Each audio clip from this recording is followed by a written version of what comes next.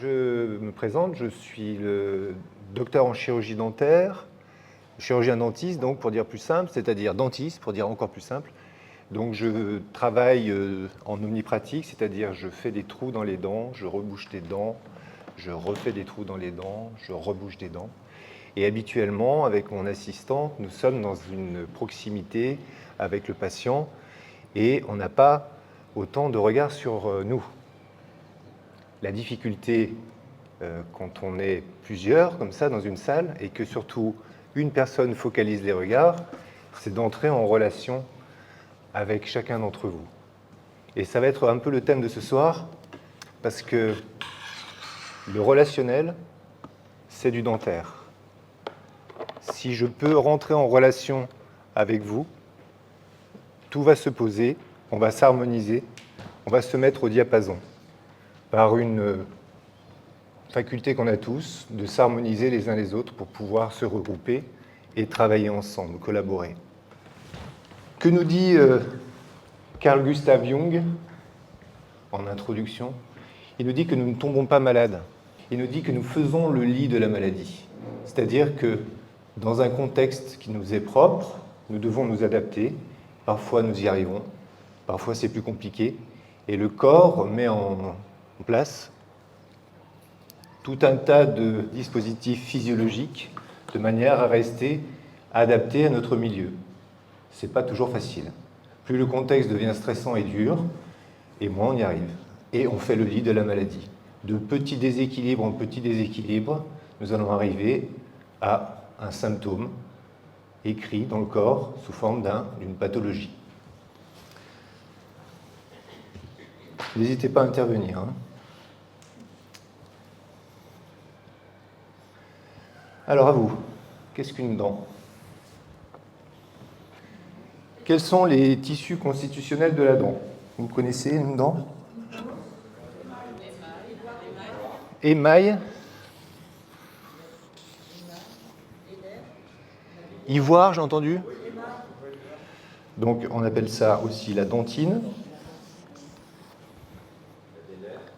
Il y a des nerfs. Racines, oui. Des vaisseaux, pareil, qui suivent les nerfs dans la pulpe. Quoi d'autre?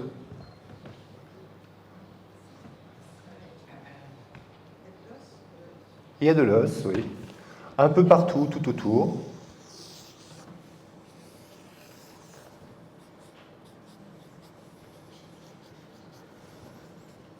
Quoi d'autre? La gencive. Quoi d'autre? D'autres dents. Pardon? Du sang, les vaisseaux, le vaisseau inaire dans la pulpe. Là, c'est la pulpe. Là, c'est donc l'ivoire ou dentine. Et là, c'est l'émail. Vous m'avez dit l'os. La gencive. Quoi d'autre? On n'a rien oublié? Collet, c'est une partie de la dent.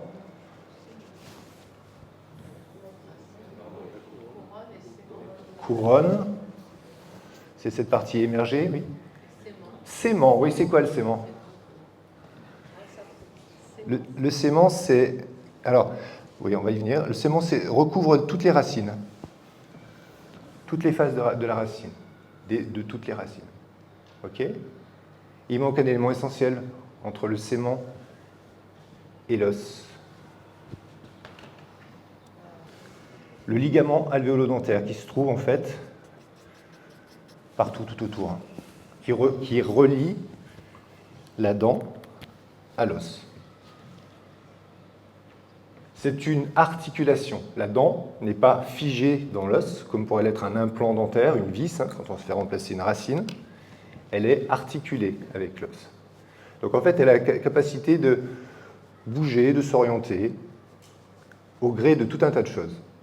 Donc le ligament, ce qu'on appelle le desmodonte aussi, le ligament alvéolo-dentaire, c'est un élément crucial, primordial pour la santé de la dent. Vous perdez de l'os, vous perdez le ligament, vous perdez la dent la plupart du temps. Vous perdez la dent, vous perdez l'os et le ligament. C'est interactif, ce truc-là, c'est intriqué. Fonction de la denture. Mastication, déglutition, phonation et, ce que je vous disais tout à l'heure, le relationnel par le sourire. Quand on sourit, on montre ses dents pour dire deux choses. Je vais te mordre, je vais t'aimer. C'est pas compliqué. Fonction de la dent avec le parodonte. Alors le parodonte, c'est tout ce qui n'est pas la dent. Os, ligaments, séments, la vascularisation. Donc la dent plus le parodonte, voilà à quoi ça sert. Amortissement émotionnel. Alors, l'amortissement émotionnel, il faut que vous entendiez par là une capacité qu'ont nos dents à traiter nos émotions, nos stress. Alors c'est l'exemple classique, c'est le bruxisme. Tout le monde sait ce que c'est que le bruxisme? Pardon? Oui, c'est le fait soit de grincer les dents, soit de serrer très fort et très longtemps, trop longtemps dans la journée, ses dents les unes avec les autres, entre les autres. Donc cette capacité qu'on a n'est pas une pathologie, le bruxisme, c'est un moyen de réduire le taux de cortisol dans le sang, c'est-à-dire de réduire la quantité d'hormones du stress dans le sang. Plus on serre ses dents, plus on limite le taux de cortisol, plus le stress diminue. Intéressant. Le bruxisme est essentiellement nocturne, mais il existe aussi du bruxisme diurne. Il existe du bruxisme excentré, c'est-à-dire que là on va grincer des dents, et il existe du bruxisme centré, où c'est simplement une pression très forte exercée entre nos mâchoires. Mobilisation des potentialités. Quand on entre en occlusion, c'est comme si on regroupait notre bourgeon céphalique avec notre bourgeon caudal quand on est embryon, c'est-à-dire qu'on referme le cercle, on se met en position fœtale, on se recentre, on ferme son espace péripersonnel. C'est ça, entrer en occlusion. Donc l'entrée en occlusion permet de mobiliser ces potentialités. Vous n'aurez jamais quelqu'un, un haltérophile, bouche ouverte. Vous n'aurez jamais quelqu'un qui fait un travail de force, bouche ouverte. Vous n'aurez jamais quelqu'un qui est très concentré sur ce qu'il a à faire, bouche ouverte. Parce qu'il a besoin de mobiliser ses potentialités. C'est-à-dire de se concentrer. Somesthésie. Alors, c'est toutes les perceptions, hormis les cinq sens, pour faire simple. On va pas... vous allez voir qu'il y a un tableau complexe après, c'est pas le sujet. Et puis, la denture avec le parodonte intervient dans la posture corporelle. Il suffit d'intercaler un élément entre nos mâchoires pour que l'ensemble de notre posture change. C'est pour ça qu'on peut avoir des problèmes de pieds, de genoux, de chevilles, de hanches à cause d'une dent. Vous allez chez le dentiste, il vous change une obturation, il vous fait un soin, et il règle mal l'occlusion de façon à ce que la dent soignée vienne bien en contact avec la dent d'en face. S'il laisse ne serait-ce que quelques nanomètres en trop, le système est tellement précis qu'il le perçoit et va s'adapter pour changer ce déséquilibre. Ce micro-changement va modifier la posture du corps. Ça a été démontré par les chaînes musculo-aponévrotiques. C'est simplement pour illustrer que la posture du corps est régie par ces 5 chaînes. Et ces chaînes-là, elles sont dépendantes de tous les gyroscopes du corps. Les gyroscopes du corps, c'est l'oreille interne, c'est la ligne bipupillaire, c'est l'horizontalité de l'osioïde, c'est le scapulaire, le bassin, l'appui podal et l'occlusion dentaire. Les deux principales étant les pieds et les dents, parce que c'est les deux extrémités des chaînes. Vous changez une semelle, vous changez la posture. Vous changez une dent, vous changez la posture. Ce qui est très intéressant, c'est que la posture physique est toujours le reflet d'autre chose. Si je me tiens comme ça, vous allez lire en moi, dans ma posture physique, je fais pour ce côté-là, vous allez lire en moi quelque chose d'autre que si je me tiens comme ça ou comme ça. Chaque posture a son langage. Autrement dit, la posture physique est le reflet de ce qui se passe à l'intérieur. Donc voilà, la posture physique, on peut lire... en fait, dans une posture, on peut lire beaucoup de choses, qui est le reflet de ce qui se passe à l'intérieur et de l'ensemble des gyroscopes du corps qui permettent d'équilibrer le corps ou de le déséquilibrer aussi. Donc, fonction de la dent et du parodonte, c'est une adaptation comportementale, c'est-à-dire une adaptation physique et psychique. Je peux très bien me retrouver dans une impasse et me heurter à un mur parce que je regarde le sol et que devant moi, je vois que le mur, parce que je suis courbé, parce que j'ai des tensions qui m'obligent à me courber, que j'ai des tensions parce que je porte trop lourd dans ma vie. Si j'allège ces poids et que je me redresse, je vais peut-être voir que ce n'est pas un mur et qu'il y a un passage sur le côté. Et donc je vais voir le monde autrement, parce que je vais me tenir autrement, parce que je vais me comporter autrement, parce que je vais ressentir le monde autrement. Ça va ?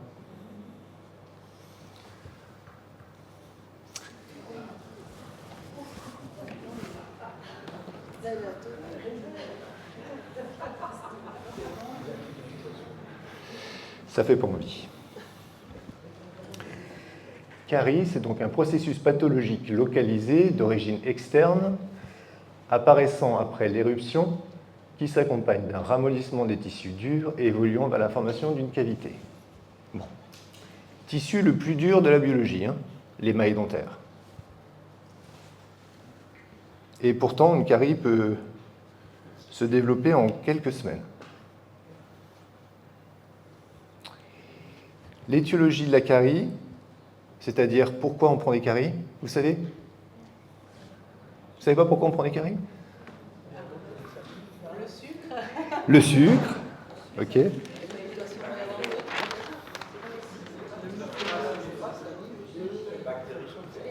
Salive, sucre, des bactéries, hygiène, ok.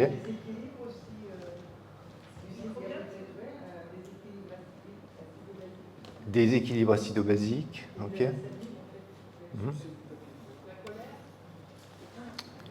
Qui a dit ça ? La colère. Oui, mais c'est trop tôt.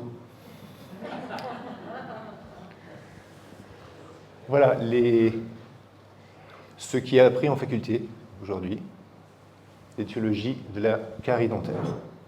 Donc, il faut des sucres, hydrates de carbone, il faut du temps d'exposition, minimum de 20 minutes, il faut de la plaque dentaire, c'est-à-dire des bactéries, des micro-organismes, et puis après un terrain. Un terrain, ce sont des reliefs anfractueux, c'est-à-dire les cuspides, les sillons des dents, des zones difficilement nettoyables. Hypocyalie, c'est-à-dire peu de salive ou pas de salive. Obésité, asthme, anémie, carence en vitamine D chez la mère gestante. La femme enceinte. J'ai pensé à ça en premier lieu, mais je me suis dit c'est peut-être autre chose. Bon, ça vous va ?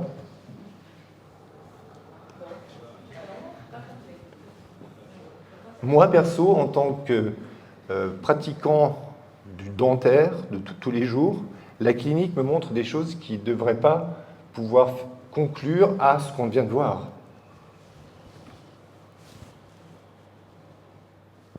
Donc la molaire, c'est la dent à gauche. Donc les bactéries se sélectionnent ? Comment ça se passe ? Il y a peut-être une dent.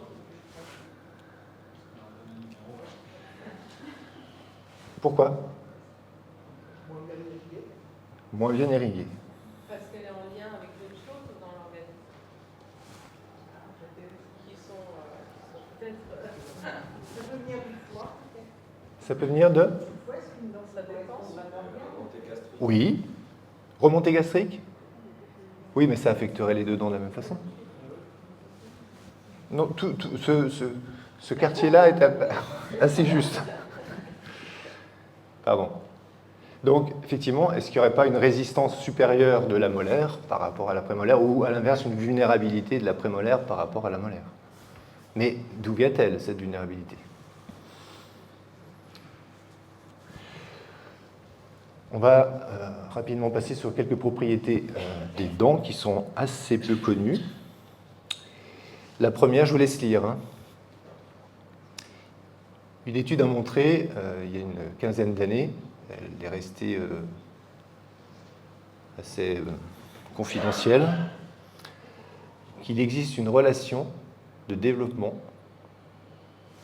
des anomalies des dents avec ce que vivait l'individu intra-utéro. Une femme gestante, enceinte, qui a des stress durant sa grossesse, va avoir une physiologie qui ne sera pas structurante pour son enfant. Alors, il y a tout un tas d'éléments compensateurs, fort heureusement, mais en attendant, ce qui se passe au niveau dentaire, ça reste, parce que les dents ne se renouvellent pas, et donc ça reste imprimé dans les dents de l'enfant qui va naître. J'ai un stress en tant que femme enceinte. Si ce stress-là dure plus de 3 jours, c'est pas très long un stress de 3 jours. Un stress majeur, hein, pas, je sais pas, j'ai cassé un verre, c'est pas un stress. Je vais générer une réponse physiologique qui va affecter la structure des dents de mon enfant. En fait, ça va affecter l'ensemble de la structure de mon enfant, mais dans les dents, ça restera. Parce que les autres cellules se renouvellent, meurent et se renouvellent, pas dans les dents.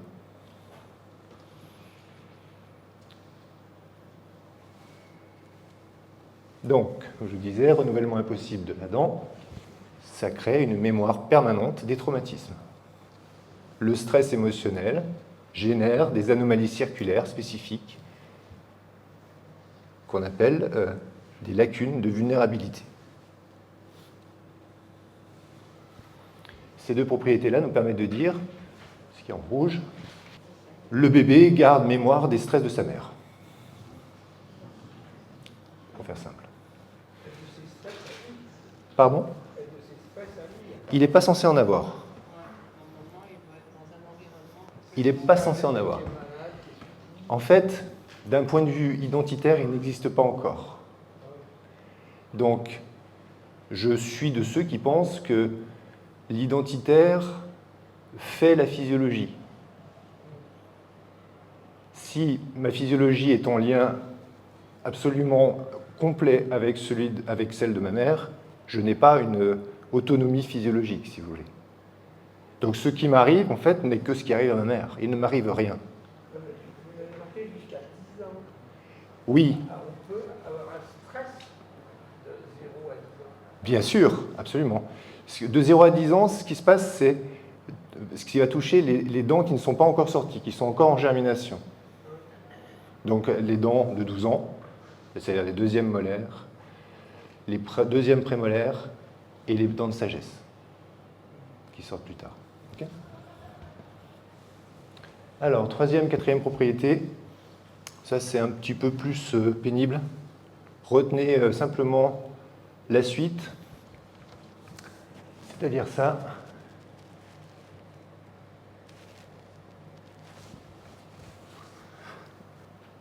En gros,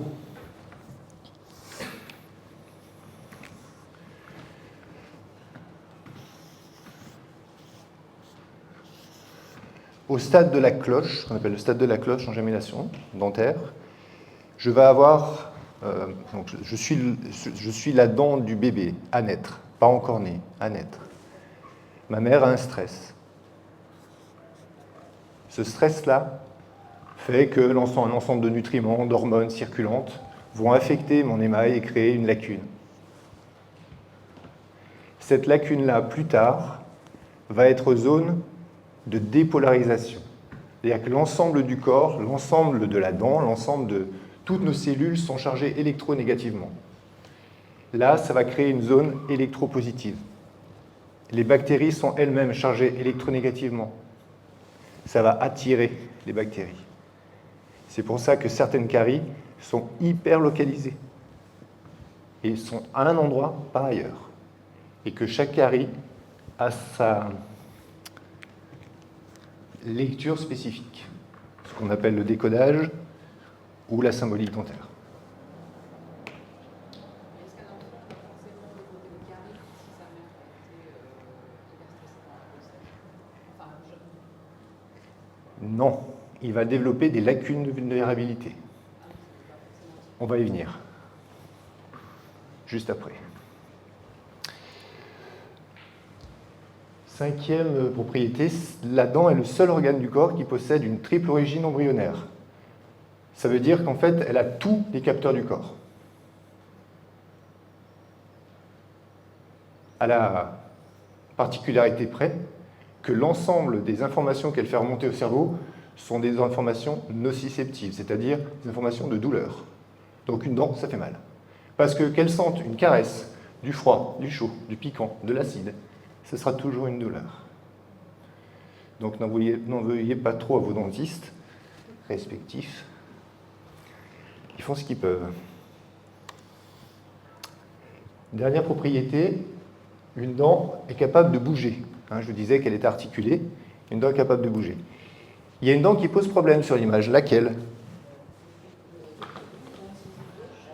L'incisive gauche. L'incisive droite. Combien de droite, combien de gauche? Celle qui descend. Ok. Raté. C'est celle qui descend pas, c'est celle qui remonte. La flèche bleue montre le bord incisal, c'est-à-dire le bord initial de la dent avant qu'elle ne remonte. Là, on est à la 3e ou 4e couche de composite pour essayer de réaligner les deux incisives centrales. Donc une dent, ça bouge. Beaucoup. C'est un phénomène qui est décrit nulle part. C'est une espèce d'inversion de dégression, c'est une ingression atraumatique, il n'y a pas de tic, il n'y a rien du tout. La dent remonte toute seule. Il y a une symbolique associée. Il y a une lecture somatique associée. Il y a aussi des cas où elle descend. Il y a des cas où elle descend. Le déchaussement. Oui, Pas que. Elle peut descendre pour d'autres raisons. Étiologie des caries. Donc, il faut un événement psychologique qui crée une lacune de vulnérabilité, c'est la phase de mémorisation de l'émotion. Puis, dans un second temps, nouvel épisode émotionnel, avec ce que je vous disais, ça va dépolariser la zone de vulnérabilité, la lacune de faible épaisseur, attirer les bactéries électronégatives sur cette zone qui est électropositive. Les bactéries font leur œuvre avec du sucre, bien sûr, et présence et absence de brossage. Mais même avec présence de brossage, on peut avoir quand même des caries. C'est le côté un peu désagréable de la dentition. On peut faire des caries avec très bon brossage et ne pas faire de caries sans aucun brossage. Voilà, donc pour qu'une carie se développe, c'est ça.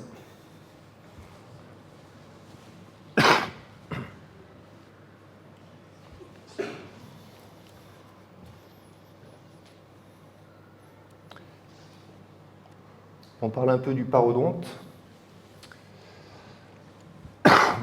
Alors, les infections parodontales, ce sont, j'ai simplifié, gingivite parodontite, ce sont des bactéries, en gros, pas d'hygiène, elles s'accumulent, ça crée de l'inflammation, puis après de la perte osseuse. La perte osseuse peut aboutir, bien entendu, à la perte de la dent.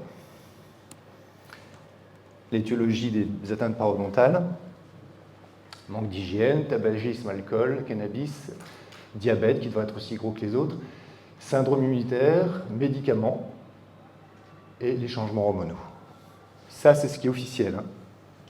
Les gingivites et parodontites, c'est lié à ça. Donc, tout ça, ça crée un dérèglement du microbiote buccal. Donc, l'affection parodontale, c'est une affection neuro-immuno-inflammatoire. Je ne rentre pas dans le détail, c'est un peu pénible.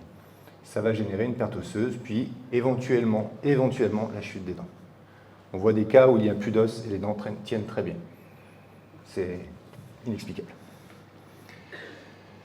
Ok. Tout va bien ?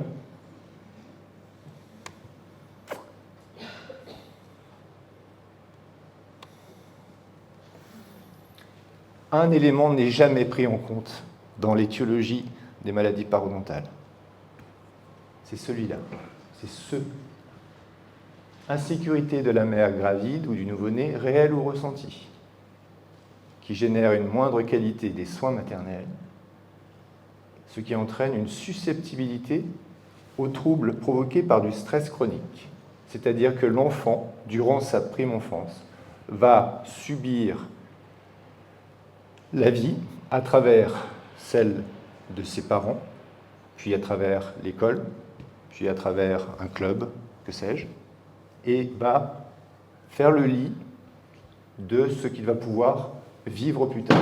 En fait, il va se préparer à être adaptatif ou pas, résilient ou pas. Plus on est aimé, plus on est résilient. C'est facile, hein? Moins on est aimé, moins on est résilient. C'est-à-dire plus on est figé. Donc un stress chronique maternel, c'est une altération de la qualité des soins maternels, ce qu'on appelle une carence affective, et ça prédispose aux atteintes parodontales. Ce n'est pas l'atteinte parodontale, ça prédispose. Et là, on est toujours dans le cadre d'une grossesse ou après? On est dans le cas et d'une grossesse et de la prime enfance, jusqu'à 6 ans environ. Oui, on peut très bien avoir une fragilité de la mère, à la France, mais pas développée peut-être. Tout à fait. C'est ça. C'est juste un lit, une prédisposition. Tout à fait. Ça peut expliquer donc en fait les caries qui se développent avant l'âge de 7 ans. Et souvent il y a beaucoup de caries chez les enfants dans les dents glacées jusqu'à l'adolescence. Oui, alors là on est passé sur les affections parodontales, c'est-à-dire extradentaires, mais oui, vous avez raison, bien sûr. En fait, plus souvent après l'adolescence, les caries disparaissent. Alors après l'adolescence, les dents de lait ont été remplacées par les dents définitives.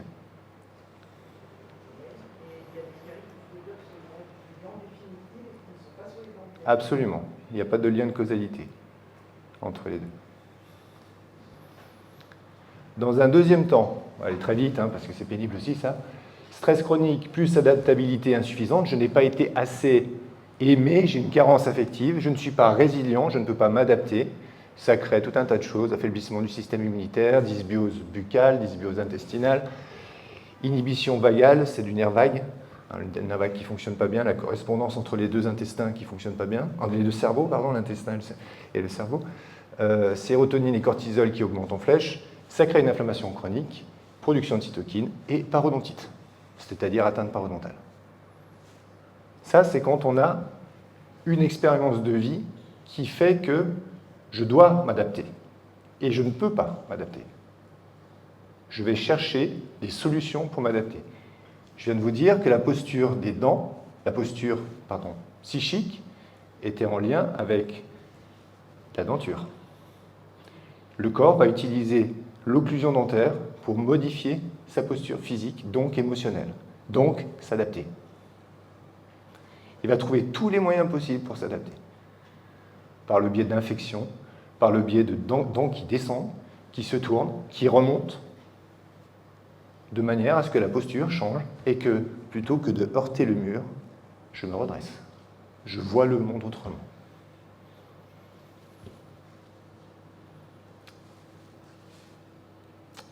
Ok.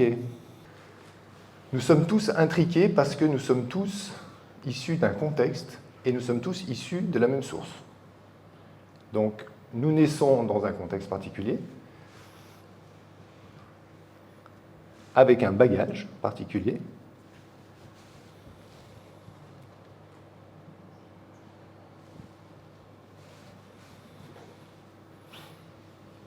C'est clair pour tout le monde, je n'ai pas besoin de commenter ça. Alexis, s'il vous plaît, pour la Alors, héritage phylétique, c'est héritage d'espèce. Donc, famille des hominidés, genre Homo, espèce Homo sapiens, nous voilà, et on a cet héritage-là. Okay. Héritage gonosomique, transmission sexuelle. Héritage mitosomique, transmission par l'ADN mitochondrial. Les mitochondries étant des organites cellulaires qui fournissent l'énergie sous forme d'ATP à toutes les cellules du corps. Karma, ça va? Je ne sais pas ce que c'est, moi. Et attente inconsciente des aïeux, c'est-à-dire tout le transgénérationnel.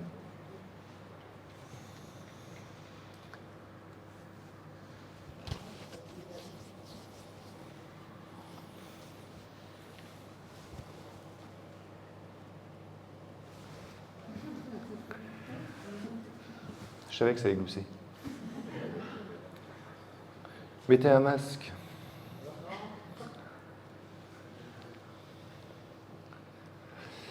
On reste sous influence aussi du monde invisible. Je recite à nouveau Carl Gustav Jung parce que je trouve qu'il dit bien les choses. Quoi.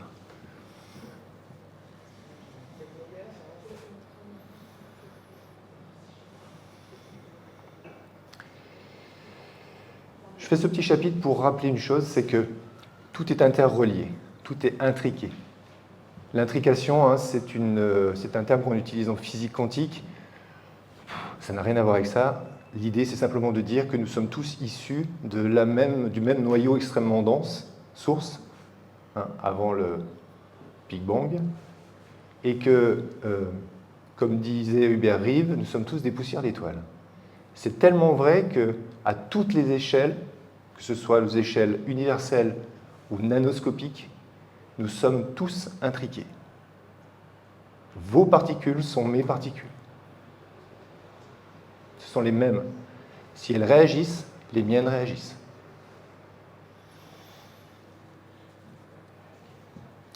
Le processus à l'origine des problèmes bucco-dentaires affecte l'ensemble des cellules du corps pour cette raison-là.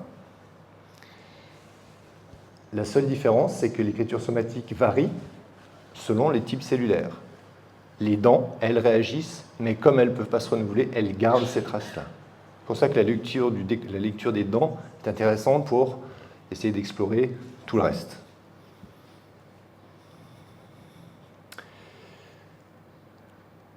Bon, 2 périodes de vie. Ça, c'est issu du travail de Jean-Philippe Brébion. Vous connaissez peut-être. L'empreinte de naissance, ça vous dit quelque chose? Sa théorie, c'est qu'en fait, nous sommes des animaux, hein, dans un premier temps. Donc il nous faut un territoire sur lequel on puisse chasser et trouver partenaire pour assurer sa descendance. C'est son triptyque TAD, territoire, alimentation, descendance. Donc jusqu'à 40 ans, on fait ça. Jusqu'à 40 ans, on va chercher une place. On va chercher une place dans un utérus, on va chercher une place dans une maternité, dans un foyer, dans une école primaire, dans une école secondaire. On va chercher une place dans un groupe d'amis. On va chercher une place dans un club. On va chercher une place dans une entreprise. Et on ne fait que ça. On cherche sa place. Et quand on l'a trouvée, on essaie de la conserver. Pourquoi? Parce que si j'ai ce territoire-là, ça me rapporte de quoi manger et j'augmente mes chances de faire perdurer mes gènes, c'est-à-dire d'avoir descendance et de ne pas mourir pour rien, parce que j'aurai des enfants. Nous sommes des êtres mortels qui allons disparaître. Le seul moyen qu'on ait, c'est de transmettre nos gènes. C'est un peu triste, hein, mais c'est comme ça. Après 40 ans, c'est autre chose. Après 40 ans, on a tous une Rolex. Je plaisante. Sinon, on a raté sa vie, n'est-ce pas? Après 40 ans, nous avons normalement descendance. Et même, normalement, biologiquement, descendance de notre descendance. Donc, il est temps pour nous de passer à autre chose. Pardon? Au 19e siècle. Biologiquement, c'est toujours actif. Pas ici. Ce que je veux dire par là, c'est que biologiquement, c'est actif. Socialement parlant, ce n'est pas actif. Ce n'est plus actif. 18 ans est l'âge de la maturité sexuelle. C'est là, à ce moment-là, qu'on doit enfanter. C'est pas à 30 ou à 40. Globalement, à 40 ans, on peut faire sa crise de la quarantaine. C'est-à-dire se dire, ok, ça c'est fait, j'ai mon jardin, j'ai ma maison, j'ai mes enfants, j'ai mon chien qui combat autour de mes enfants, et moi maintenant, quel est le sens de ma vie? Qu'est-ce que je fais? C'est mon quoi? Qu'est-ce que je fais tous les jours? Géré par mon néocortex, celui qui permet de rentrer en relation avec. Comment je fais ça? La forme de ce que je fais. Mais pourquoi je le fais? Alors, pourquoi je vais travailler? Pour gagner de l'argent, pour pouvoir manger. Pas ce pourquoi-là. On va y revenir. Donc le quoi, sourire, manger, marcher, parler, etc., tout ce que je fais. Le comment. Et le pourquoi. Le pourquoi, ce n'est pas les objectifs. C'est en quoi je crois, en quoi j'ai foi. Pourquoi je suis là? Quelle est ma cause? Ma mission sacrée, celle que je sens de l'intérieur.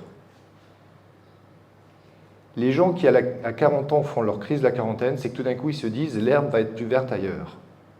Je me sens vide, j'ai besoin d'autre chose, je vais aller chercher, en Amérique du Sud, ce qui se passe. Ils vont trouver l'herbe aussi verte que quand ils sont partis, de là où ils sont partis, et ils vont revenir. Parce que le problème n'est pas à l'extérieur, le problème est à l'intérieur.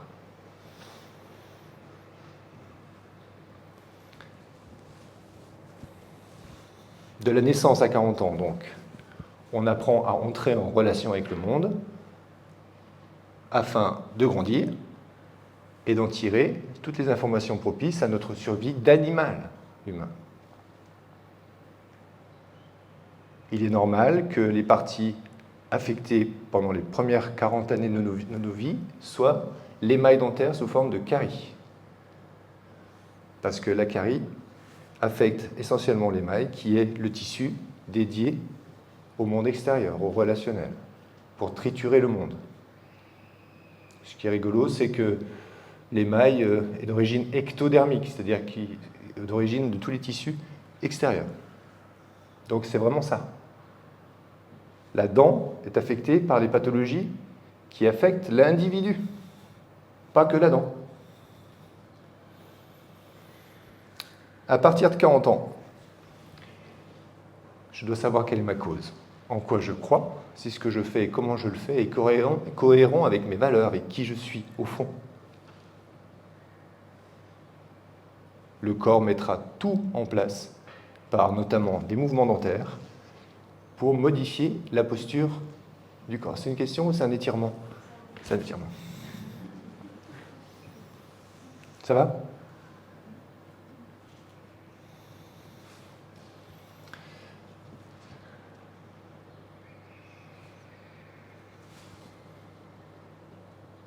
Rien ne manque et rien n'est excessif. Tout est là, à sa place. Il n'y a pas d'erreur.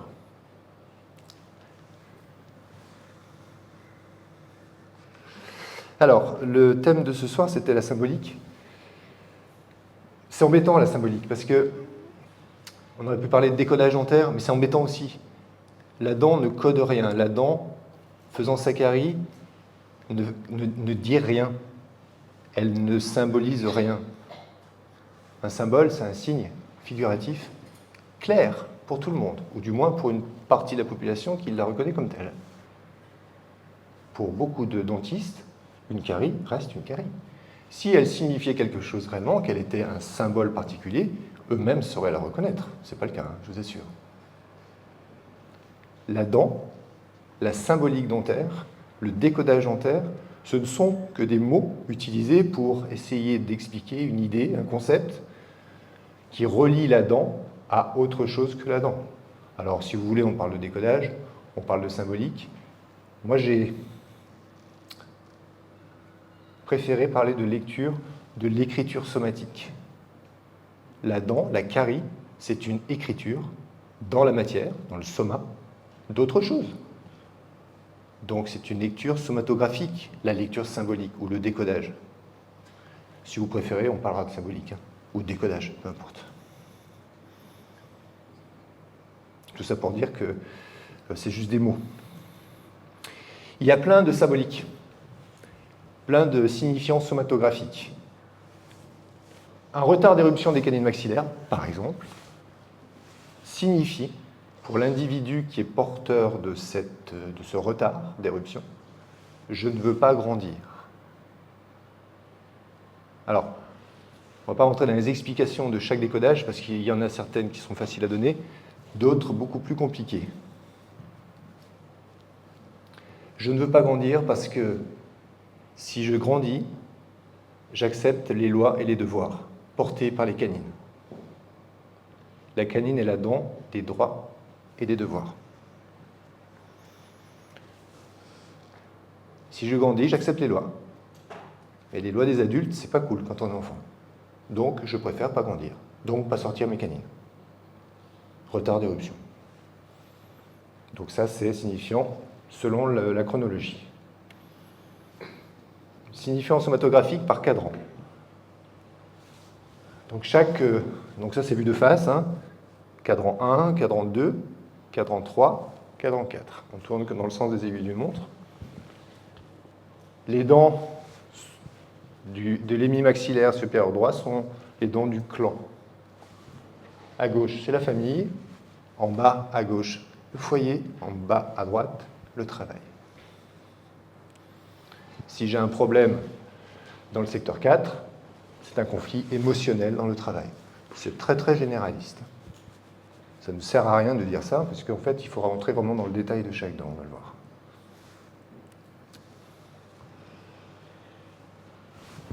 À chacune des 32 dents, il existe un ou plusieurs lexiques. Donc la 11, celle qui remontait tout à l'heure sur la photo, c'est image de père, de mon guide ou de mon chef. Donc par exemple, le signifiant de cette ingression spontanée atraumatique chez cette patiente, ce serait « je ne veux pas montrer l'image de mon père, je veux le garder pour moi ». Ou alors « je n'ai pas d'image de père ». Il faut voir tout un tas d'autres choses, mettre tout un tas d'autres éléments en corrélation pour arriver à avoir une conclusion à peu près juste quand on fait de la lecture somatographique. 36, première molaire inférieure gauche, porteuse de deux mots, dans deux lexiques différents, qui sont la reconnaissance et l'envie. On a eu un cas magnifique hier de reconnaissance et d'envie au cabinet. C'est très chouette. Signifiant somatographique par face, portion de face et particularité anatomique. Il y a 5 faces par dent, il y a plusieurs portions par face, et en plus, il y a des particularités anatomiques. Chacune d'entre elles a une symbolique.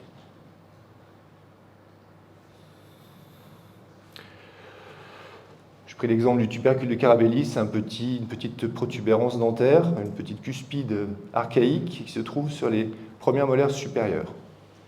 Quand elles se carient ou qu'elles sont difformes, trop grosses ou crayeuses, d'un émail mal formé, c'est une souffrance de ne pas pouvoir s'approcher de sa mère. C'est une mère qui dit va jouer plus loin. Plus tard. Maman, je veux quelque chose à manger. Plus tard. Dans la petite enfance. Ça affecte ça. Et ça se révélera parce que l'enfant est porteuse d'une vulnérabilité qu'il a héritée de sa mère durant sa grossesse.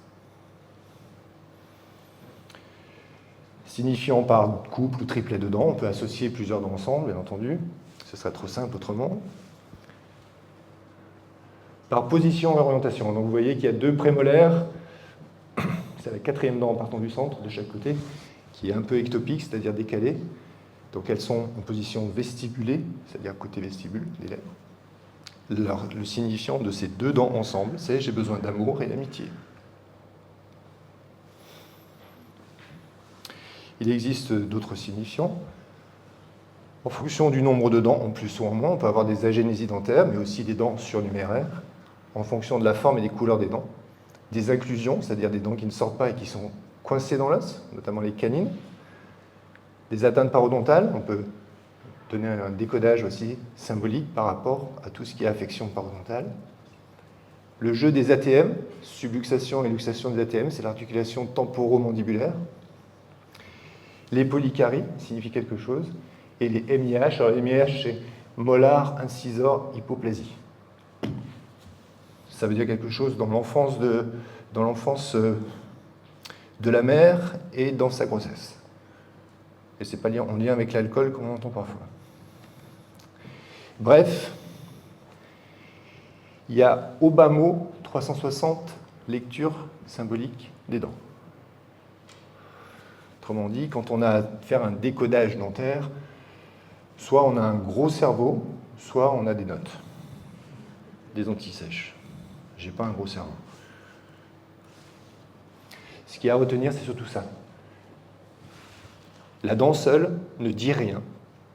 C'est l'individu qui parle. Il parle dans sa posture, il parle dans la couleur de sa peau, il parle dans la couleur de sa langue, il parle dans l'intonation qu'il a, il parle dans le faciès, dans l'énergie qu'il rayonne. La personne qu'on a eue hier qui avait des problèmes de 36, reconnaissance et envie, est arrivée stressée, tendue, fermée, bloquée. Alexandra, mon assistante, dit « Oula, comment ça va se passer? On va avoir 1h30 de décodage. » Et puis, elle est repartie, souriante, charmante, charmante. Parce que elle avait pu être lue correctement, entendue. Mais, je veux dire, on sait tous faire. Les dents viennent juste ajouter un élément particulier qui est le décodage dentaire établi, le seul juste et vrai que je connaisse, par Christian Bayer, et qui a une justesse tellement impeccable que on peut s'y fier, les yeux fermés. Le message est juste. Et le message touche au cœur. Et la personne qui est touchée au cœur, bah, c'est OK. On a besoin d'amour. Pas besoin d'autre chose. C'est l'amour qui guérit. Elle n'est pas repartie guérie. Elle est repartie avec des solutions, une écoute et une porte de sortie. Ça suffit. Le thérapeute ne fait qu'apporter du soin. Il guérit personne. Donc, bref, tout ça pour dire qu'il n'y a pas de lecture somatographique dentaire valable seule. Il faut prendre l'individu dans son contexte. Sinon, ça ne marche pas. Les solutions pour sortir des caries et des maladies parodontales. Donc avant 40 ans, expansion, inflation, phase centrifuge, je rentre en relationnel avec le monde, je dois trouver un territoire, je dois survivre dans ma dimension animale, je fais vivre ma persona, la persona c'est le personnage social, donc il me faut de la puissance, il me faut du capital, c'est de l'ego pur, du relationnel. Ça touche effectivement mon émail, j'ai des atteintes carieuses. Qu'est-ce que je dois faire? Je dois rentrer en relation avec le monde extérieur et le dire que je rentre en relation, pas subir le monde. Rentrer réellement en relation, c'est-à-dire ouvrir les portes. Si je ne fais que sortir des messages sans en faire entrer, ou inversement, faire entrer des messages sans en faire sortir, ce n'est pas de la communication, ce n'est pas de la relation. Ça ne marche pas et ça fait des caries. Après 40 ans, donc phase de déflation, phase centripète, calme, sérénité, profondeur, on va à l'essentiel. C'est plus une période où on va découvrir son soi. C'est pour ça qu'il y a vraiment cette phase de transition, où on peut faire un petit tilt. À cette période-là, si on ne répond pas, on va voir après, aux conditions, on est atteint de maladies parodontales. Ça impose donc de rentrer en relation avec soi-même.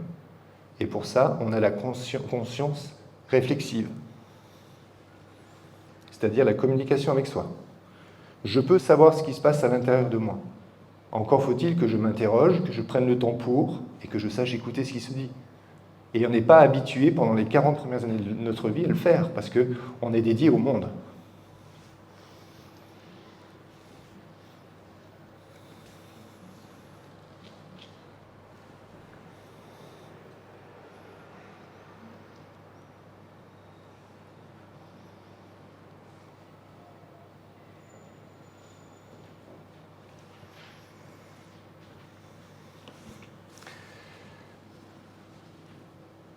C'est le signifiant de la carie, notamment.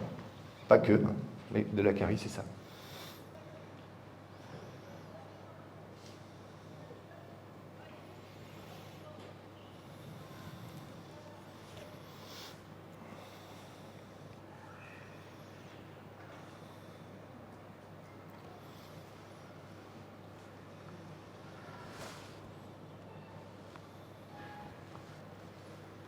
J'existe parce que je vois qu'on me voit.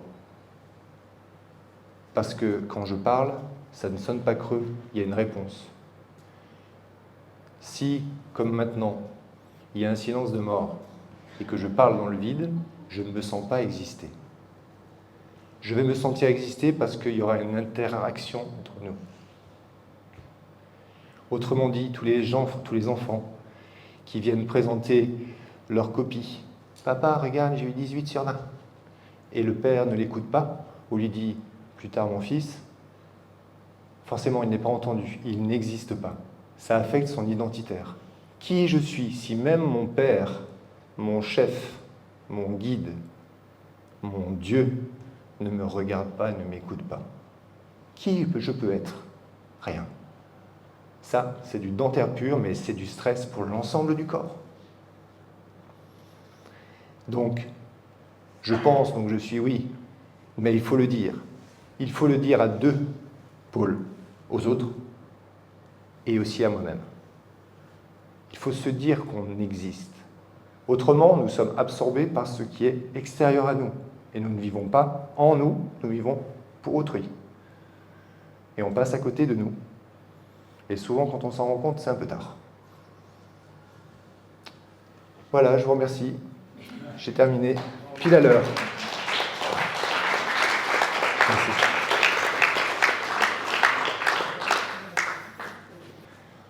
Oui, je vous écoute, monsieur. Oui, je veux dire, donc finalement, pour résumer, il faut avoir une vie teintée de spiritualité pour pouvoir... Merci pour votre conclusion. C'est la bonne conclusion. Il faut avoir une vie teintée de spiritualité. Oui, c'est essentiel, me semble-t-il. En tout cas, dans la santé, ça fonctionne bien.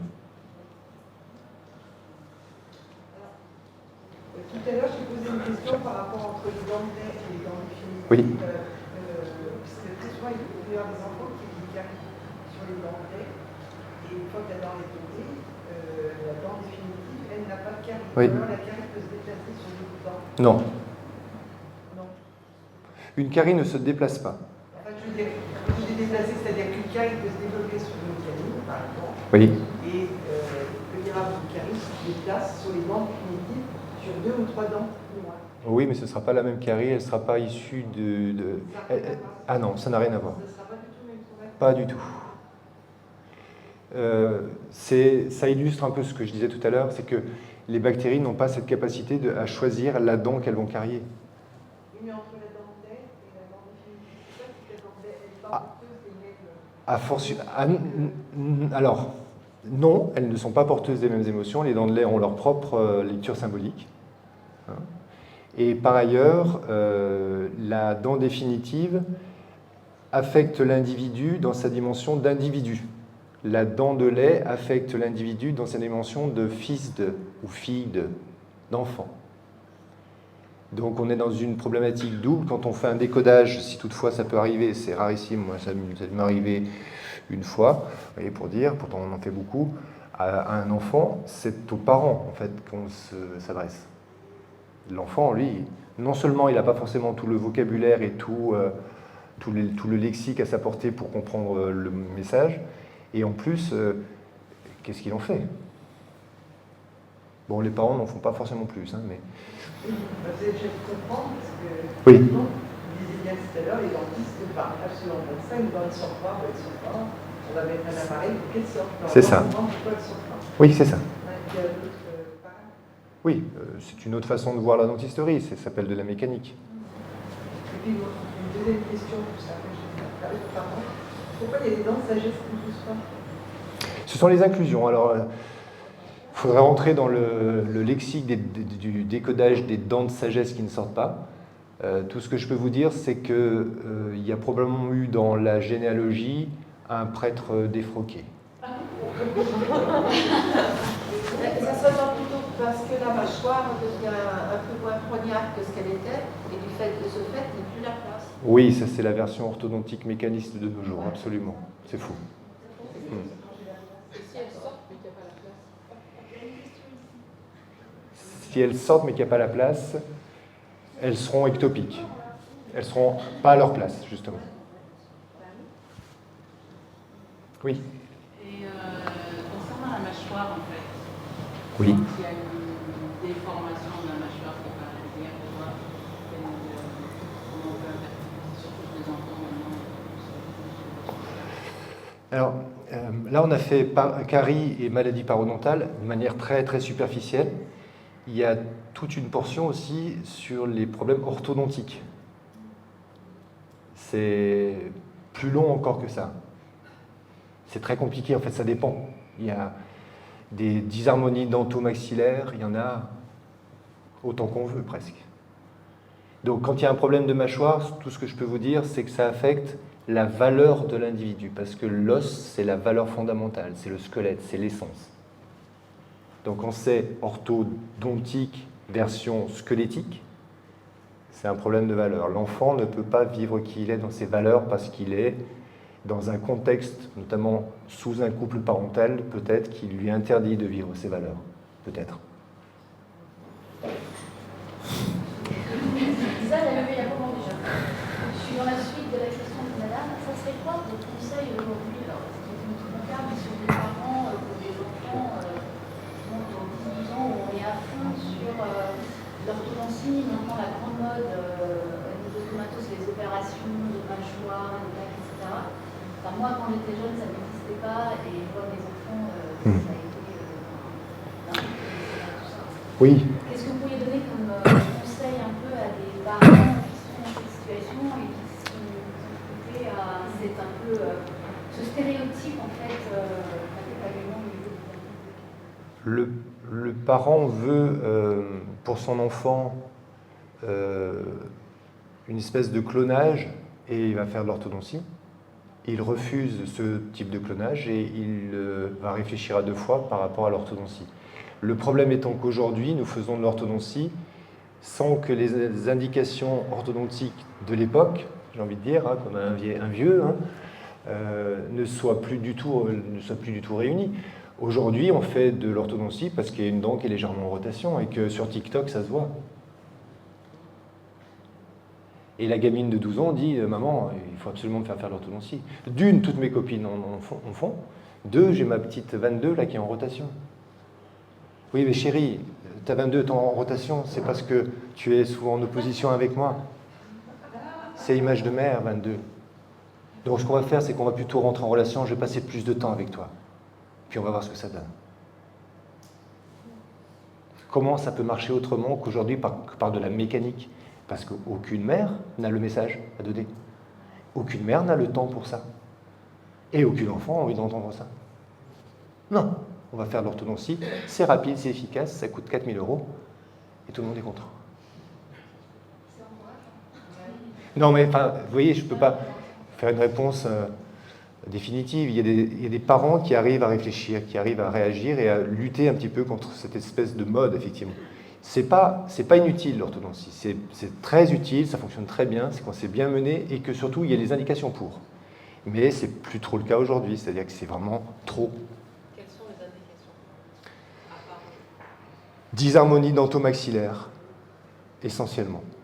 C'est-à-dire problème d'encombrement lié à la place disponible par rapport au nombre de dents et à la dimension totale des dents, au diamètre utilisé par toutes les dents, par la dentition. C'est en fait souvent une histoire de tempo, hein, l'orthodontie. Il y a des tas d'enfants qui ont des bouches version Beetlejuice, hein, dans tous les sens, et partent dans tous les sens, courent après le beefsteak ou autre, à 12 ans. C'est l'âge où il faut faire l'orthodontie, donc ils font l'orthodontie, mais s'ils ne font pas d'orthodontie, très souvent, ça va se régulariser tout seul.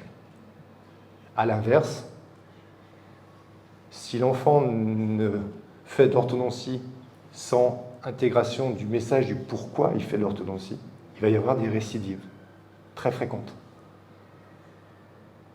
Donc la mécanique c'est bien, sauf que nous ne sommes pas des pièces, nous ne sommes pas des robots avec des pièces à changer.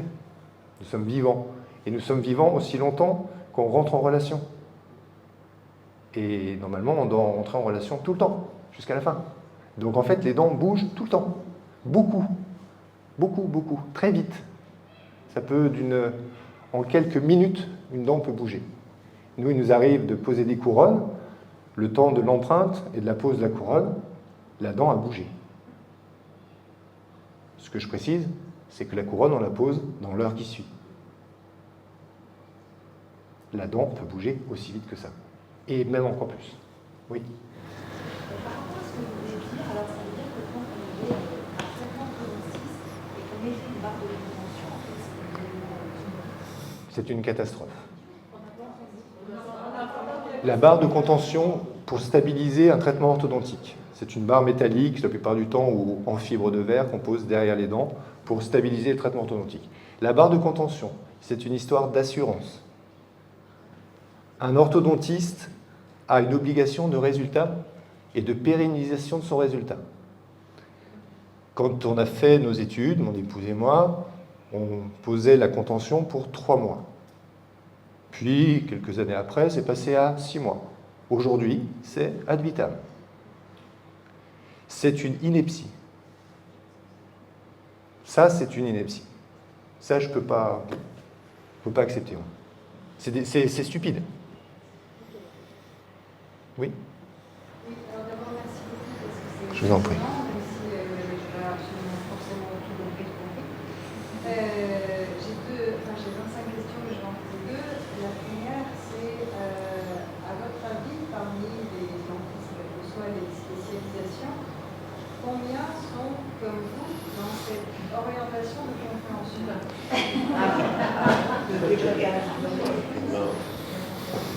J'en connais pas beaucoup.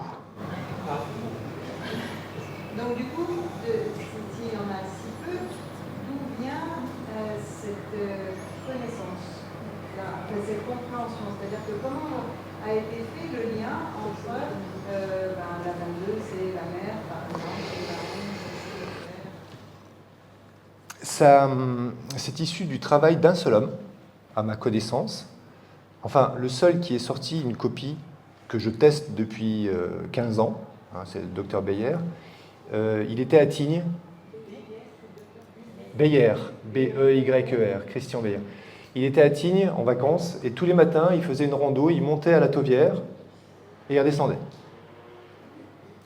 Ça a duré 1 semaine. Et au bout d'1 semaine, des messages sont arrivés et il a sorti en quelques jours tout le décodage dentaire. C'était il y a très longtemps. C'était il y a 25 ans. Un peu plus. Et c'est parfaitement juste. J'ai jamais eu un contre-exemple. Donc ça, ce sont des états de grâce, je ne sais pas comment on peut appeler ça. La connaissance est là. Hein. Certains disent que la connaissance est là. On ne fait que redécouvrir des choses. Hein. Bon, lui, il avait la bonne pelle, il a creusé au bon endroit. Voilà. Personne n'enseigne ça. Ah non, personne. Il a essayé. Ah, il a des bouquins, il a écrit plein de livres. Mais par contre, il est censuré en France. Ah ben, on trouve maintenant plus trop ses livres en France. D'autant qu'il n'est plus en France, il est en Espagne, après avoir fait un long séjour en Amérique du Sud. Mais ça, c'est sa crise de la quarantaine qu'il a faite un peu plus tardivement. Mais si vous voulez, c'est un peu dérangeant parce que tout d'un coup, on vient dire aux labos pharmaceutiques que leurs soins chimiques sur les dents ne servent à rien, que pour éviter les caries, c'est relativement simple finalement si on rentre en relation avec autrui, qu'on peut éviter les problèmes parodontaux qui amènent tout un tas de chirurgies parodontales excessivement onéreuses, qu'on peut éviter l'orthodontie simplement en étant en relation avec soi et avec autrui. C'est pas du tout lucratif comme truc. J'ai pas explication de comment pensent ces gens-là, mais pour moi, si j'ai trouvé un filon type laser Yomega qui me permet de traiter les poches parodontales et que je peux vendre ma machine 50 000 € aux dentistes de France et de Navarre, je vais pas leur dire non, en fait, ça sert à rien. Non, je vais continuer à fabriquer tout ça. Et puis, c'est un commerce. Et c'est pas grave. Il faut bien qu'il y ait des gens qui vivent aussi de ça. On n'est pas obligé de mettre la main à cette poche-là. Alors comment on peut faire pour trouver un dentiste qui fait du décodage? Vous allez à Lourdes, dans un premier temps. Vous allez à Lourdes. Et vous allez allumer un cierge à Lourdes, en priant qu'on vous envoie un dentiste qui sache faire du décodage. C'est pas la panacée, hein, la symbolique dentaire. C'est un outil parmi d'autres. On l'utilise ou on l'utilise pas. Ça aide ou ça aide pas. Je vends pas un truc là, je vends pas un produit. Hein. Je trouve que c'est simplement hyper intéressant et hyper éveillant. La plupart des dentistes qui ont tenté de faire du décodage l'ont mal fait. Donc, il vaut peut-être mieux pas aller voir de dentistes qui se prétendent faire du décodage mal fait, plutôt qu'un dentiste conventionnel, quoi. C'est pas forcément sans effets secondaires, je dirais, un mauvais décodage. Oui, enfin. On peut considérer que c'est un outil parmi tous les Tout à fait. dentaires que vous avez, Tout à fait. C'est tout à fait ça. avec lequel on pourrait s'inspirer pour apporter des bénéfices aux patients. C'est exactement ça. J'avais une autre question plus personnelle. J'arrive. Je porte une orthèse de l'ensemble mandibulaire. Oui. Et suite à ce que vous nous avez raconté, la question c'est est-ce que vous pouvez avoir des conséquences posturales, psychosociales? Il y en a. Le port d'une orthèse mandibulaire, ce qu'on appelle un somflex, c'est-à-dire une double gouttière de propulsion mandibulaire. C'est pour éviter le ronflement et les apnées du sommeil, essentiellement. Hein. Cette posture-là a-t-elle des conséquences posturales? Posture mandibulaire, hein, en propulsion. Oui, inévitablement, notamment au niveau C1, C2, première cervicale, deuxième cervicale. Si on prend un cliché radiographique, une téléradiographique, vous sans le somflex, vous avec le somflex, on va avoir une différence majeure sur C1, C2. Oui. C'est un peu moins, mais C2 beaucoup. Donc avec tout ce qui est conséquence sur le rachis, quoi. Bien sûr. Donc, migraine, problème ophtalmique, problème d'acouphène. Moralité, changez de chambre, mettez-vous dans une autre pièce. Non, l'apnée du sommeil, c'est très handicapant, donc il faut juste peut-être pas forcément porter ça toutes les nuits. Pas porter le somflex, la prothèse, l'orthèse, toutes les nuits. Mais ça dépend de la quantité d'apnée que vous faites. Hein. Ça, si vous faites beaucoup d'apnée, n'allez pas faire une syncope, simplement parce que je vous ai dit de la porter une nuit sur deux. Je ne pourrais pas être responsable de... Oui, je vous ai... Deux questions. Oui. La première, un médecin m'a dit que 80% des maladies étaient psychosomatiques. Oui. Est-ce que vous, dans votre maladie, vous recoupez vos informations avec d'autres signes que le corps peut donner? Absolument. Et la deuxième, c'est on arrive à des âges où on nous enlève les dents. Oui. Pour les remplacer. Oui. Comment ça se passe dans ce cas? Bien. Christophe, est-ce que tu peux répéter Est-ce que quand on fait une lecture somatographique, est-ce qu'on prend que les dents ou est-ce qu'on prend d'autres informations? Donc oui, absolument, il faut prendre d'autres informations. C'est un interrogatoire d'une heure minimum. J'ai besoin, moi personnellement, comme je le fais, hein, j'ai besoin d'une radio panoramique, j'ai besoin d'avoir l'histoire dentaire de l'individu, mais pas que, l'histoire médicale, et l'histoire aussi événementielle. Quand est-ce que je me suis marié, quand est-ce que j'ai été quitté, quand est-ce que j'ai déménagé, que j'ai changé de boulot, etc. Qu'est-ce qui se passe à telles étapes de la vie? J'ai besoin des prénoms des parents, des grands-parents, de la profession de ces gens-là. Et puis à un moment, ça y est, j'ai assez d'éléments, ça converge, il y a une congruence, il y a ce qu'on appelle en quantique le collapse du psy. Poc, ça condense dans la matière, il y a un manifesté, j'ai une information et je la livre. Voilà. Première question, donc oui, il faut prendre plein. Plus il y a d'éléments, plus c'est juste en fait. La deuxième question, on se fait extraire des dents et on se les fait remplacer. Comment ça se passe? Qu'est-ce que ça peut... c'est ça, quelles sont les conséquences en fait? En fait, on se trouve avec des dents artificielles. Oui. Donc, est-ce que le décollage reste aussi pertinent avec des dents artificielles qu'avec des dents naturelles? Oui, encore plus, je dirais. Parce qu'une dent artificielle, si c'est une couronne une couronne artificielle, métal, céramique, sur une racine à vous, ça veut dire que l'histoire de la dent est déjà un peu... Elle est bien écrite, elle est chargée déjà, il y a un joli roman, quoi. Donc c'est encore plus juste. Oui. Sur un implant, a fortiori, parce qu'en plus, il y a eu l'extraction et le remplacement. Donc oui, plus il y a de dents absentes, plus on en sait. Jusqu'au moment où il n'y a plus une seule dent et qu'il n'y a plus qu'un seul décodage. Voilà, c'est que, juste une dernière précision. Il arrive que des gens, par exemple, se fassent enlever toute une rangée de dents Oui. et les remplacent Oui. par des blocs. Et les dents ne bougent plus. Oui. Donc, si ça ne bouge plus, comment on continue à faire le lien avec les évolutions de vie? On ne peut plus. Pas par ce biais-là. Oui. Est-ce que vous savez si la médecine chinoise parle de ce genre de symbolique? Absolument pas. Merci de m'avoir posé la question. C'est un mystère. La médecine traditionnelle chinoise a toujours refusé de rentrer dans la lecture somatographique, lecture symbolique des dents, parce qu'elle considère que c'est sacré. Et justement, Oui. pensez-vous du fait que l'on fasse arracher aux jeunes les dents de sagesse? Oui. Ça peut nous voir. Alors, les dents de sagesse, faut-il ou non les faire extraire? Oui et non. Non, parce que ce sont des dents et que si elles sont là, c'est-à-dire si notre code génétique a codé pour ces dents, parce que lui il code, c'est qu'il ne se trompe pas, hein. Il n'y a pas d'erreur dans la nature. Donc elles ont à être là.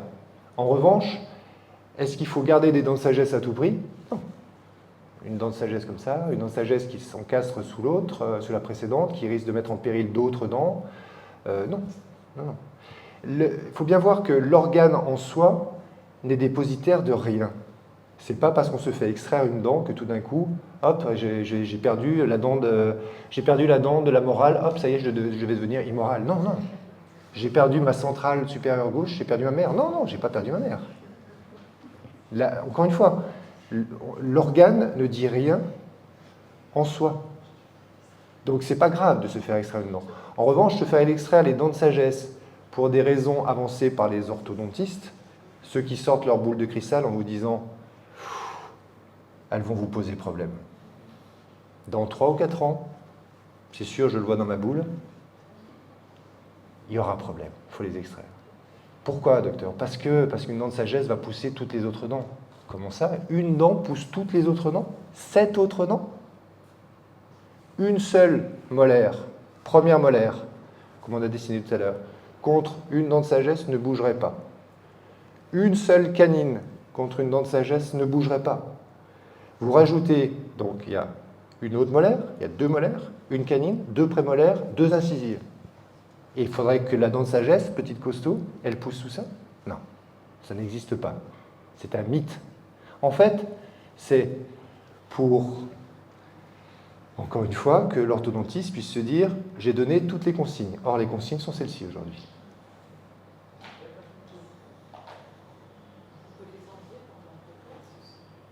Voilà, on peut les enlever parce qu'elles manquent de place et là, elles peuvent poser des problèmes. Elles sont souvent extraites pour des raisons orthodontiques. Vous n'avez pas parlé de la forme du palais. Est-ce qu'il y a des palais qui sont plus là, Oui. Est-ce que dans le décodage, vous regardez la forme du palais? Bien sûr. Regardez. Est-ce qu'on regarde la forme du palais quand on fait un décodage? C'est dur de se débarrasser de ce mot. Hein. Le mot décodage dentaire est breveté, hein, est déposé.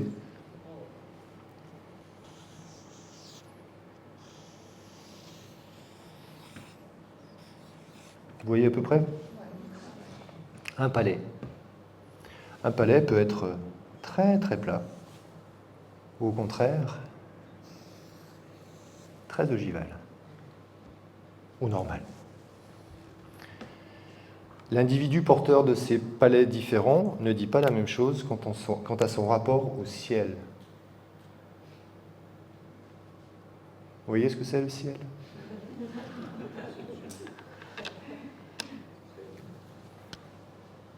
Quand je rentre dans une église, c'est pour ça qu'on fait des ogives, hein. On fait ça pour le son, pour que le son monte. Quand un enfant suce son pouce, de manière à se donner une forme d'ogive, il appelle son père. Il appelle son ciel. Non, son père. Pour lui, c'est autant Dieu que pour vous, Jésus-Christ peut être Dieu, par exemple, hein, ou Bouddha, ou Mahomet, ou que sais-je. Mais pour lui, c'est son Dieu, oui. C'est son ciel. À l'inverse, un palais plat, c'est « je suis un animal ». Alors la spiritualité, vous m'en parlerez plus tard. Il faut que les mots sortent, il faut que je communique. Donc il me faut une planche de lancement des mots, du verbe. Oui, bien sûr, le palais rentre dans le décodage, évidemment. Tout rentre dans le décodage. Enfin, tous les signes qui peuvent apporter une information plus précise sont bons à prendre. Et qu'est-ce que vous pensez? Parce que, effectivement, les dentistes mettent maintenant des appareils pour aplatir. Oui.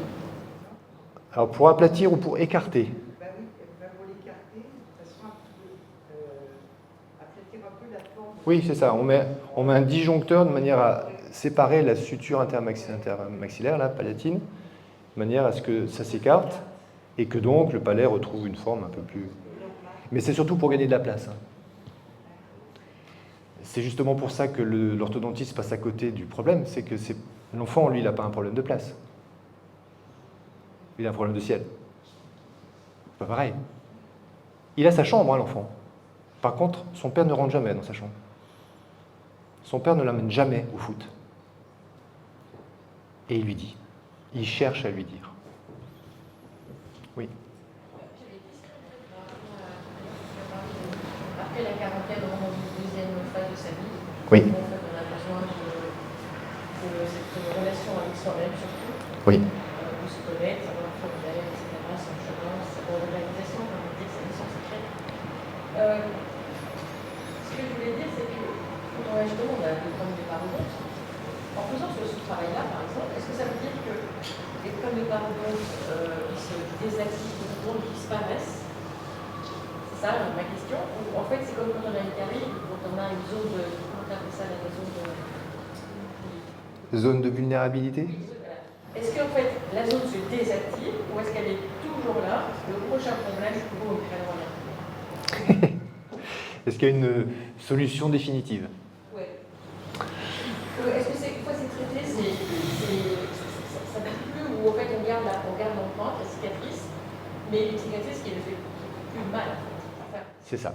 Alors, pour ce qui est des lacunes de vulnérabilité, on les conserve, parce que c'est dans la structure de l'émail. Donc ça ne changera pas. En revanche, l'itération de l'émotion primaire ne lancera plus, n'initiera plus la carie. C'est-à-dire que dès lors que c'est mis en conscience, l'émotion n'est plus une vibration négative. C'est juste une vibration. C'est une information comme une autre. Pour ce qui est des maladies parodontales, c'est un peu miraculeux ce qui peut se passer. On a eu des cas, en quelques jours, l'absence totale de mobilité dentaire alors que les dents étaient enlevées à la main. Un patient qui venait avec, je l'ai enlevé comme ça. En 2 jours, dans toutes les dents qui bougent, et en 2 jours, terminé. En 2 jours. J'ai un autre cas en tête où il n'y a plus d'os alvéolaire. L'os qui est censé soutenir les dents dans le parodonte, il n'y a plus d'os. Il doit rester 1 millimètre en bas de la racine de toutes les dents, et les dents sont hyper stables, absolument pas mobiles. Et ça, c'est suite à une compréhension de l'individu de sa problématique. Et est-ce que c'est définitif? Le cas de l'absence totale d'os, ça fait un petit moment maintenant que ça a été fait, donc j'ai une quinzaine d'années, ça n'a toujours pas bougé. Et l'autre, c'est plus récent, ça fait 1 an ou 2, 1 an. Et je ne pourrais pas dire si ça va durer plus, mais c'est bien parti. Donc il y a peut-être des choses définitives qui en fait font qu'on a tourné la page. Ça, c'est réglé.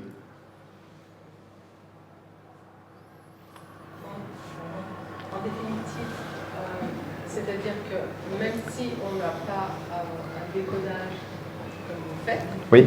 on a un décodage par un autre biais de thérapie, Oui. on met en conscience certaines choses, Oui. ça peut affecter aussi les dents. Parce que je suppose que Bien vous sûr. dispensez des soins qui sont les soins d'un dentiste classique. Tout à fait conventionnel. Voilà, donc du coup, en définitive, si une personne met en conscience certaines choses, ça va affecter aussi ses dents. Oui, c'est juste. Oui, oui. Et juste, il y a Fanette qui a levé la main tout à l'heure. Quand on entend des interstices entre les dents, est-ce que le décodage peut améliorer? Je dirais oui. J'ai pas de cas en tête, mais je dirais quand même oui. En tout cas, le décodage va permettre à la personne d'être reconnue en tant que telle dans son symptôme de dents qui sont séparées les unes des autres, avec des diastèmes, qui est « je souffre de solitude ». Solitude. Pensez à les dents. Oui. J'avais la notion que c'était plutôt transgénérationnel, pour que ce soit vraiment aussi fort. Donc la personne vit cette solitude elle-même, mais est-ce que tu es d'accord avec moi que ça vient un peu dû ou alors c'est vraiment propre à elle? Non, je dirais que c'est propre à elle. Plutôt. Mais il peut y avoir du transgénérationnel. Hein. De toute façon, il y en a toujours. On arrive avec des valises. Hein. Et puis, elles peuvent être bien pleines. Hein. Le but du jeu, c'est pas tant de sauver ça, la matière, la valise dont on hérite. C'est de sauver qui l'on est. Est-ce qu'on fait de l'orthodontie pour se plaire ou pour plaire aux autres? Pour être plus efficace ou pour être tout court? Oui, c'est ce genre de questions. Ce à quoi amène ce genre de message, c'est ça, ce sont des messages. Qu'est-ce qui est important? Qu'est-ce que je fais là? À quoi je sers? Et où je veux en venir? In fine, je vais vers où? Je continue à prendre mon métro tous les matins pour aller au boulot, sortir à 18h, reprendre le métro dans le sens, ou me mettre dans les embouteillages? Ou bien j'envisage les choses autrement? Est-ce que je ne suis pas autre chose que cela? Je ne suis pas chirurgien-dentiste. Je fais chirurgien-dentiste. Parce que dans une quinzaine d'années, quand je serai à la retraite, je ne suis plus rien si je suis chirurgien-dentiste. Je suis mal garé. Non, ma voiture est mal garée. Sinon, quand la fourrière va m'emmener ma voiture, je ne suis plus rien. J'ai crevé. Non. J'ai pas crevé. Le pneu de ma voiture est crevé. Vous voyez, l'identitaire me permet de faire des raccourcis qui me simplifient mon regard sur le monde, mais m'obscurcit complètement la vue pour le regard sur moi-même. Il faut que je prenne le temps de ça. Quand la personne avec les dents écartées arrive et me dit « c'est quoi ça ?» Si je lui dis « vous souffrez de solitude, au revoir », ça ne se passe rien.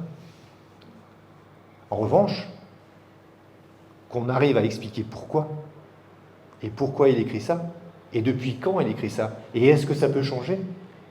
Tout s'ouvre. Il redevient dépositaire de sa santé, de son être, de qui il est, et de comment il va communiquer avec le monde. Tout change. Rien n'a changé, mais tout a changé. Il a toujours les dents écartées, mais pour lui, c'est plus un problème.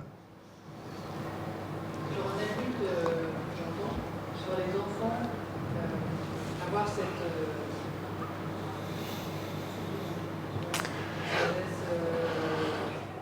Non, ce n'est pas possible. En revanche, vous pouvez dire aux parents, faites-lui un petit frère ou une petite sœur.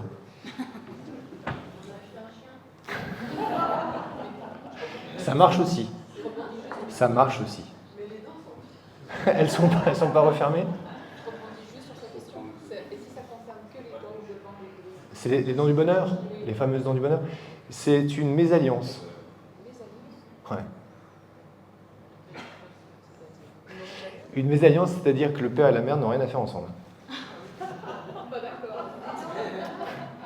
Je le dis un petit peu brut. Je vais le dire autrement. L'enfant issu de ce couple parental n'a jamais compris pourquoi papa et maman étaient ensemble. Il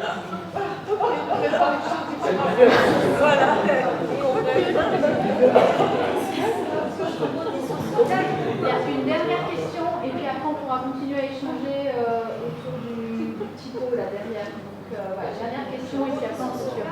Pourquoi un enfant le révélerait et pas un autre? Parce que lui, ça l'affecte. Lui, il voudrait que ses deux parents soient hyper liés. Le frangin, le jumeau, lui, il s'en fiche. Bon, ils font ce qu'ils veulent. Chacun est différent. Et entre deux jumeaux, il y a des jumeaux homozygotes, hein, s'entend. Il y a des différences majeures. Pas tant dans l'esthétique, quoique plus la vie avance, plus ils se différencient, mais plutôt dans le comportement, dans les aspirations, dans les aspirations notamment professionnelles, amoureuses. Ce sont deux individus différents, donc à fortiori entre deux individus, entre deux frères ou deux sœurs. Ou...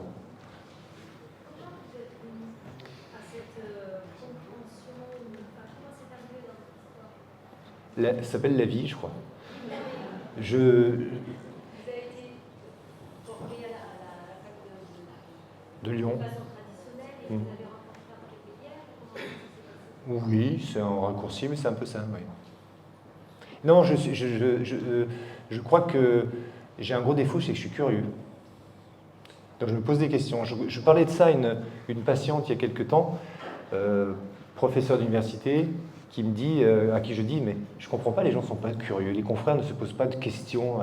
Ce que je vous disais, là, cette carie qui affecte la prémolaire, pas la molaire, mais enfin, je veux dire, il faut se poser des questions quand même. Enfin, au moins, on peut s'y poser. Je ne sais pas si on y répond bien, mais on peut s'y poser. Ben non. Elle me disait, mais je ne suis pas surprise du tout. Le corps universitaire n'est pas du tout curieux. On leur donne un thème, ils travaillent dessus, et terminé. Et ce qui est établi, c'est gravé dans le marbre, terminé. Donc, ça ne la surprenait pas. Moi, j'accepte pas trop ça. Donc, je me pose des questions, et quand je me pose, je cherche des réponses, après, forcément. C'est inévitable, et il y a certaines personnes qui me les ont apportées. J'ai eu cette chance-là. Oui. Bien sûr. Voilà, on arrête les questions. On a encore 3 quarts d'heure autour d'un verre. Christophe sera encore là pour répondre à vos questions. Je sais pas. Ta présence, encore une fois, il vient de loin, c'est vraiment adorable.